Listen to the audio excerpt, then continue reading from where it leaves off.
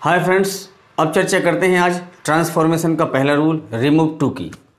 मित्रों, remove to, ये to है जो एडवर्ब टू कहलाता है। इसके साथ एक टू और दिया होता है, वो इन्फिनेटिव टू कहलाता है। इस एडवर्ब टू को आप रिमूव 3 पॉइंट से करते हैं। इसके केवल आप 3 तरीके से ही रिमूव कर सकते हैं इस टू को। पहला तरीका ये है कि जब आपका एडवर्ब टू के साथ इन्फिनेटिव टू दिया होगा, जैसे आपका ये दिया है इस सेंटेंस में कि he is too weak to walk, इस टू के साथ ये वाला टू दिया होगा, तब आप इस टू एडवर्ब टू की जगह आप सो लगाएंगे और इस टू की जगह दैट करता कैन नॉट लगाएंगे। ये इसका रूल है जब भी आपको 2 टू मिले।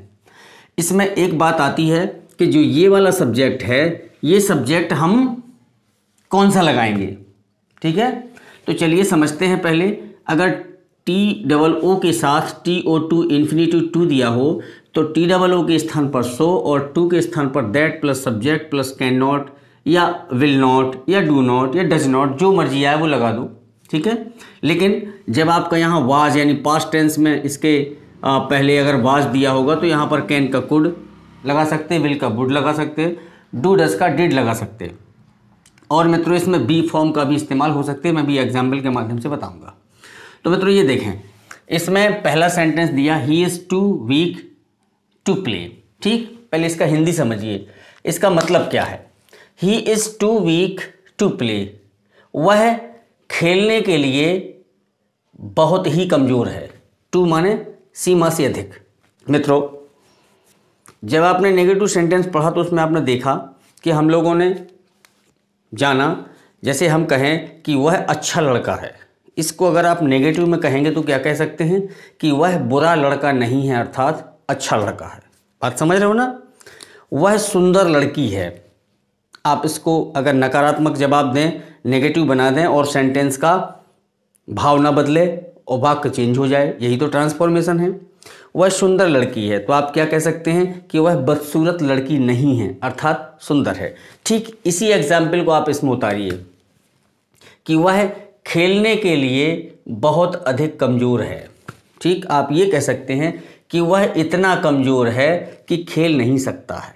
मतलब यही हुआ, वह खेलने के लिए बहुत अधिक कमज़ोर है, अर्थात वह इतना कमज़ोर है कि खेल नहीं सकता है, ठीक मित्रों। आपने लगाया कि ही इज़, इस टू की जगह अपन को क्या लगाना है, सो वीक का एडजेक्टिव वही रहेगा वीक। अब इस टू की जगह क्या लगाना है, that plus subject, that plus subject, subject ये लगाएंगे, ही क्यों लगाएंगे अब ये भी समझ लीजिए। ये जो एक्शन वर्ब है, ये जो एक्शन हो रहा है खेलने का, ये कौन कर रहा है, यानी अब यहाँ पर जो भी अपन सब्जेक्ट लगाएंगे हम इस वर्ब से चेक करेंगे, ठीक है। जैसे सब्जेक्ट चेक करते हैं, मैंने पिछले वीडियो में आपको बताया था कि कर्ता कैसे चेक कर सकते हैं, ऑब्जेक्ट कैसे चेक कर सकते हैं, करेक्ट। तो मैंने बताया था बिल्कुल वैसे ही चेक करना है। He is too weak to play, ठीक है। वह इतना कमज़ोर है कि खेल नहीं सकता है। कौन नहीं खेल सकता है, वह, करेक्ट। कौन नहीं खेल सकता है, वह। तो आपने ही लगा दिया और यहाँ कैन नॉट लगाएं या विल नॉट लगाएं या ही के हिसाब से डज नॉट लगाएं, कोई दिक्कत नहीं है, ठीक है। अगर यही यहाँ पर वाज होता तो आप यहाँ पर कैन का कुड कर देते, विल का वुड कर देते, डू डज का डिड कर सकते थे, ठीक है मित्रों। एक बात और इसमें ध्यान देना है कि अगर इसके पहले नॉट दिया होता, अगर इसमें नॉट दिया होता तो यहाँ पर नॉट हम नहीं लगाते मित्रों। ये भी एक प्रकार का सेंटेंस है, ठीक। दूसरा बिंदु, टू के साथ टू दिया हो तो सो और इसकी जगह दैट करता कैन नॉट लगाया।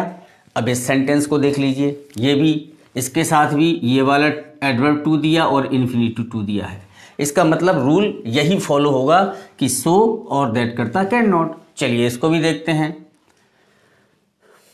The box is too strong for me to break, इसमें भी टू के साथ टू दिया, नियम वही फॉलो होगा, ठीक है। इसको देखें, the box is too strong, आपने लगाया द बॉक्स इज, टू की जगह सो, स्ट्रॉन्ग, ठीक है मित्रों, फॉर मी टू ब्रेक, तोड़ना मेरे लिए, समझ रहे हैं ना।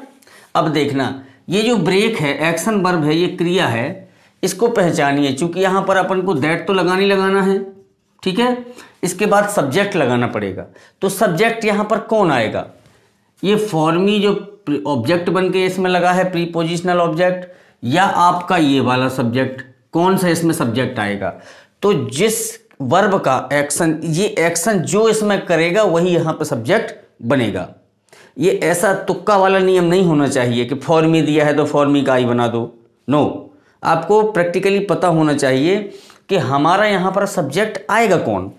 यहाँ तो कोई सब्जेक्ट नहीं था, प्ले की क्रिया इसने की, ये आ गया। इसमें ब्रेक माने तोड़ने का काम बॉक्स तो करेगा नहीं कि बॉक्स तोड़ दे, बॉक्स अपने आप को ही तोड़ दे, या बॉक्स कैसे तोड़ सकता है?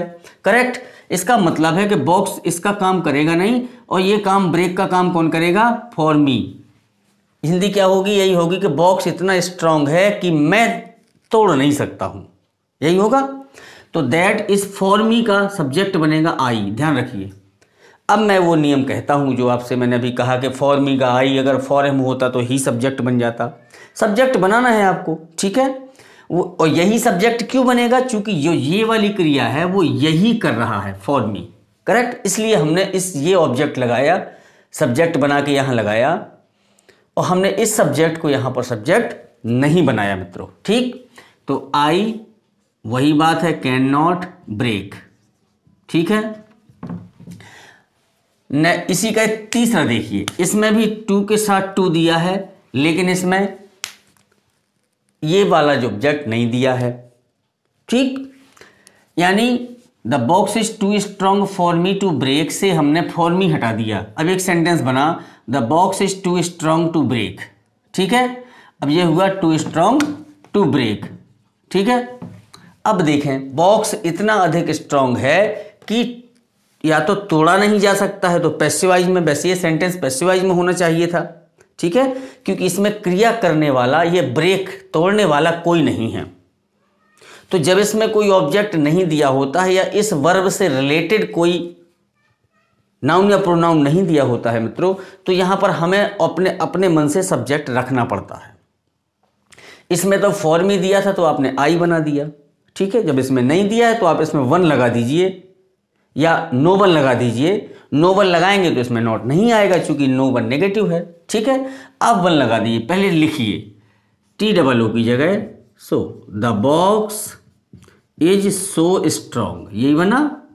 अब बात आती है इस टू की जगह आना, दैट प्लस सब्जेक्ट। अब सब्जेक्ट ब्रेक का काम बॉक्स तो कर नहीं रहा, हमने इससे पिछले सेंटेंस में बताया। तो जब ये नहीं तोड़ रहा तो कौन तोड़ रहा? कोई ना कोई तो होगा। चलिए, इसमें आपने सब्जेक्ट वन लगा दिया, वन कैन नॉट ब्रेक। अब देखिए, अब यहां इज है इसलिए कैन नॉट लगाया है, यहां वाज होता तो आप कुड नॉट कर देते, सिंपल सी बात, ठीक। चलिए, ये तीन प्रकार का इसमें सेंटेंस बना पहले नियम के मुताबिक। तीन तरह के सेंटेंस मिले। एक चौथे तरह का भी सेंटेंस इसमें मिल सकता है कि इसमें पहले से लगा दें, नॉट यहां लगा होता तो आप इसमें नॉट नहीं लगाते। चलिए, दूसरा नियम है, जब केवल एडवर्ब टू दिया हो, इसके साथ एडजेक्टिव हो, एडजेक्टिव के बाद ऑब्जेक्टिव केस हो। जैसे इसी बॉक्स वाले सेंटेंस को ले लीजिए, the box is too strong for me. बिल्कुल मैं एक ही सेंटेंस को लेके बता रहा हूं ताकि आपका कंफ्यूजन दूर हो। इस वाले सेंटेंस का हमने टू ब्रेक हटा दिया, तो क्या बचा? The box is too strong for me. जब सिंगल टू दिया हो, सिंगल एडवर्ब टू दिया हो और सेकंड इन्फिनेटिव टू ना दिया हो, इसके बाद भी अगर एडजेक्टिव के बाद कोई ऑब्जेक्टिव केस है, आप समझिए, तो भी इसी नियम से फॉलो होगा। यानी इस टू की जगह सो आएगा, और जो यहाँ पर प्रीपोजिशन से जुड़ा हुआ प्रीपोजिशन ऑब्जेक्ट होगा, इसमें भी आपको that plus subject plus can not या विल नॉट या डू नॉट या डज नॉट जो भी लगे, ठीक है। अगर पास्ट में है तो कैन का कुड हो जाएगा, विल का वुड हो जाएगा। अब देखें, द बॉक्स इज टू की जगह सो। अभी तक आप लोगों ने ज़्यादातर ऐसे ही पढ़ा है कि जब सिंगल टू दिया होता है तो ओवर लगा देते हैं, एक्सेसिवली लगा देते हैं, एक्सट्रीमली लगा देते हैं, बियॉन्ड द प्रॉपर लिमिट लगा देते हैं, करेक्ट। लेकिन मैं ये बता रहा हूँ कि अगर एडवर्ब टू के बाद अगर एडजेक्टिव दिया है और एडजेक्टिव के साथ कोई ऑब्जेक्टिव प्रीपोजिशन दिया है, इसी ऑब्जेक्ट का ही इसमें हम लोग इस्तेमाल करेंगे। द बॉक्स इज, टू की जगह सो स्ट्रॉन्ग, ठीक हो गया। अब हमें इस फॉर के स्थान पर, यानी इसको जब ऑब्जेक्ट मानेंगे तो आपको दैट से कोई वाक्य जोड़ेंगे। आपको पता है जब भी कोई वाक्य दैट से जोड़ते हैं तो डेफिनेटली वो असर्टिव सेंटेंस पूरा होता है, यानी सब्जेक्ट होता है उसमें, वर्ब होती है उसमें, होती है। चलिए दैट के बाद अब देखें, बॉक्स इतना स्ट्रांग है मेरे लिए, समझ रहे, यानी बॉक्स मेरे लिए बहुत अधिक स्ट्रांग है। इसका क्या मतलब है, बॉक्स इतना स्ट्रांग है कि मैं तोड़ नहीं सकता हूं। ये अपन को इसकी वर्ब हम लोगों को अपने मन से लगानी पड़ेगी, यानी इसके भाव के अनुसार हमें वर्ब स्वयं लगानी पड़ेगी फ्रेंड्स, ठीक है। दैट फॉर मी कब बनेगा, आई। अब यही बनेगा सब्जेक्ट, क्योंकि क्रिया यही करेगा। अगर आज अगली जो वर्ब आएगी वो यही उसका कार्य करेगी, ठीक है ना, यानी सब्जेक्ट जो एक्शन करेगा वो यही सब्जेक्ट बनेगा और यही आगे कोई एक्शन करेगा। तो the box is so strong that I, अब कैन नॉट हो गया, हमें वर्ब लगाना जरूरी है। अब आप कहेंगे इसमें वर्ब तो दी नहीं है, हम क्या करें, ठीक है। तो आप इसी में अपन को कि बॉक्स को क्या करना है, तोड़ना है कि उठाना है। बॉक्स इतना स्ट्रांग है कि मैं उठा नहीं सकता, स्ट्रांग का मतलब वजनदार मान लीजिए, और क्या, ठीक है, या मैं इसे तोड़ नहीं सकता, ठीक है। तो वो ज़्यादातर सेट हो रहा है कि मजबूत होगा तो तोड़ने में अर्थ आएगा इसका, ठीक है। तो आई कैन नॉट ब्रेक लगाया। अब आप कहेंगे कि इसमें भी आई कैन नॉट ब्रेक आया और इधर भी आपने वही लगा दिया, करेक्ट। तो मित्रों इसमें भले ही फॉर मी यानी ऑब्जेक्ट के बाद टू प्लस यानी इन्फिनिटी टू दिया है, इसमें नहीं दिया है, लेकिन जब ऑब्जेक्ट दिया होगा तो डेफिनेटली जब वो सब्जेक्ट बनेगा तो कोई ना कोई एक्शन करेगा, ठीक है। इसलिए आपको देखना है कि एडजेक्टिव के बाद यदि कोई भी ऑब्जेक्ट टू द प्रीपोजिशन दिया है तो आप उसको सब्जेक्ट के तौर पर ही लेंगे। इसका एक एग्जाम्पल और देख लीजिए, इसमें भी देखिए, he is too lazy for a player, ठीक। अब मैं इन दोनों एग्जाम्पल से ये बताना चाह रहा हूं कि इसमें सब्जेक्ट ये बना और इसमें सब्जेक्ट ये बनेगा, तो कैसे बनेगा। देखिए टू दिया, नियम यही फॉलो होगा, टू की जगह सो क्यों होगा, क्योंकि ये केवल टू के साथ एडजेक्टिव भर नहीं दिया है। अगर केवल एडजेक्टिव भर होता तो हमारा नियम दूसरा फॉलो होता, ठीक है। इस टू के साथ ये एडजेक्टिव दिया है, लेकिन एडजेक्टिव के साथ एक हमारे साथ एक ऑब्जेक्ट भी दिया है, ठीक। अब देखें तो ही इज, इस टू की जगह लगाया हम लोगों ने सो लेजी। अब दैट तो लगाना ही है यहाँ पे, चूंकि हम बता चुके कि फॉर के यहाँ से जैसे ही आपका यहाँ फॉर लगा होता है तो फॉर के यहाँ पर आपको दैट लगाया आपने, दैट के बाद आपको अब सब्जेक्ट लगाना है। अब मित्रों सब्जेक्ट इसमें तो हमने फॉर मी को ही बना दिया था, अब इसमें एक प्लेयर को बनाएंगे क्या, इसको नहीं बनाएंगे। इसमें ये चेक करना पड़ता है कि ये जो चीज़, ये इसका जो एडजेक्टिव है वो इन दोनों से अगर रिलेट करता है तब तो ये लगेगा, ठीक है। और अगर ये जो ऑब्जेक्ट है अगर ये इन दोनों से अलग हो रहा है, कोई चीज सेपरेट एक्शन करने जा रहा है, तो फिर ये लगेगा, ठीक है। तो इसमें क्या है कि इसका जब आप अर्थ निकालेंगे कि he is too lazy for a player, ठीक है, वह प्लेयर होने के लिए अत्यधिक आलसी है, मतलब वह इतना आलसी है कि वह अच्छा प्लेयर नहीं हो सकता है। तो वह आलसी है और प्लेयर, तो ये तो एक दूसरे से कनेक्ट हो रहे हैं, इसलिए सब्जेक्ट ये इसी सेंटेंस का लगेगा मित्रों। तो दैट के बाद लगाया ही, फिर लगाया कैन नॉट, बी लगाना पड़ेगा होने के लिए, अ प्लेयर, ठीक है मित्रों। तो जब केवल एडवर्ब टू दिया हो, इसके साथ एडजेक्टिव के साथ कोई ऑब्जेक्ट होता है, तब हम इसको दो तरीके से बनाते हैं। अब बारी आती है जब केवल एडवर्ब टू दिया हो और केवल एडजेक्टिव हो, एडवर्ब टू प्लस एडजेक्टिव भर दिया होगा, इस तरीके से सेंटेंस होगा the tea is too hot. अब इसके आगे ऑब्जेक्ट नहीं दिया है, तब हम क्या क्या लगाएंगे इसमें।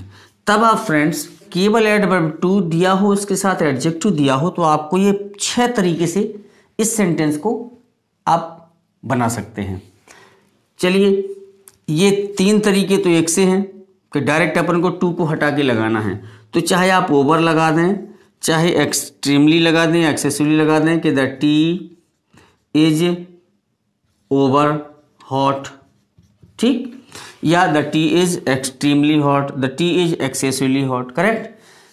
फिर चौथा है बियॉन्ड द प्रॉपर लिमिट लगाना पड़ेगा, तो मैंने बताया वो एडजेक्टिव के बाद आएगा, इसके बाद आएगा और टू हट जाएगा, तो क्या बनेगा, ये बनेगा चौथा कि द टी इज हॉट, ठीक, बियॉन्ड द प्रॉपर लिमिट, ठीक है मित्रों। अब अगर ऐसे भी नहीं बनाना चाहते हो, आप चाहते हो कि जब एडवर्ब टू के साथ एडजेक्टिव अकेला दिया हो और कुछ ना दिया हो, हमें तो डिग्री से बनाना है, तो इससे बना लीजिए, ठीक है। कैसे बनेगा देखिए, ये बनेगा आपका कि द टी इज, हॉट की कंपैरेटिव क्या बनेगी, हॉटर, हॉटर लग गया। कंपैरेटिव के बाद हमेशा देन लगाते, ये भी आपको पता है, तो the tea is hotter then हो गया, देन हो गया। अब आपको क्या लगाना है, सब्जेक्ट, तो टी के हिसाब से क्या लगेगा, इट, ठीक, लग जाएगा। प्रोनाउन लगाना है तो सब्जेक्ट चूंकि यही लगेगा और तो कोई इसमें कुछ है नहीं है, तो इट लग गया। इट के बाद आपको लगा दीजिए शुड बी, ठीक। अगर आपको शुड बी नहीं लगाना है तो इज, क्या बताया मैंने, प्रॉपर, इज प्रॉपर भी लगा सकते हैं आप। तो मित्रों ये था रिमूव टू, कि जो आप 3 तरह से रिमूव टू के सेंटेंसेस को पहचानते हैं, इसको करने में समस्या नहीं होती है। बट जो ये दूसरे नंबर का है कि एडजेक्टिव के बाद कोई प्रीपोजिशनल ऑब्जेक्ट दिया होता है, उसको भी हम इन्फिनेटिव टू समझकर ही इसमें प्रयोग करते हैं फ्रेंड। अब बात आती है कि अगर इन सेंटेंसेस को हमें उल्टा करना हो तो कैसे करेंगे। ये तो बताया कि आप रिमूव टू, इस टू को हटाइए, अब आ जाए कि टू को लगाइए, अर्थात उसने कहा कि नेगेटिव है ये सेंटेंस, बोले असर्टिव बनाइए, तो हम उल्टा कर देंगे। यानी अभी हम टू को हटा के सो लगाते थे, इन्फिनेटिव को हटा के दैट करता कैन नॉट लगाते थे, अब हम इनको हटा देंगे। हटाना है हमें, तो देखिए इसमें सब्जेक्ट चेक करने भर की ज़रूरत होती है और कोई दिक्कत नहीं है।